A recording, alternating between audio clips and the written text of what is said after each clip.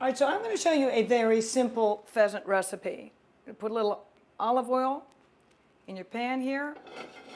Just let it heat up, just enough to coat the bottom. And then what you want to do is cut these in very thin slices.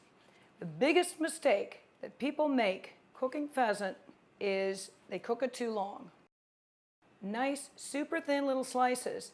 You're going to be able to just pan sear these really, really quickly. Just a couple minutes on each side. Okay, you're ready to go now with your meat.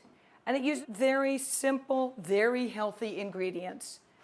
Garlic, cilantro, and lime. So now we're going to take these simple ingredients and start in. We're going to start with our garlic. Just go ahead and put it in. This is hot oil now. We've already gone ahead and gotten it started. So you want to get your garlic in ahead of time here because the pheasant is so quick to cook that you don't want to end up with raw garlic in here. Here's your pheasant.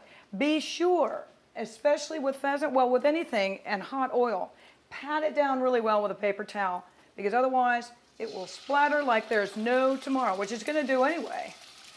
Get these little guys in as fast as you can because it's all going to cook quick. Now the biggest problem with pheasant, it's very lean. Like quail, people tend to overcook it. That's a thick one there. So you're going to keep stuff moving here pretty quick. You can see it cooking through. You want to get it as flat as you can, all of it. If you add your lime in or your cilantro in too quick, the cilantro will just wilt down to nothing. You want to wait on your cilantro. And your lime kind of loses its flavor there. You want to get your lime in a minute because it's also going to make this recipe bubble like crazy. The key here is hot oil. If it's not hot enough, what you're going to end up doing is overcooking it because you're going to cook it for longer. Okay, now here's your lime and squeeze that onto them.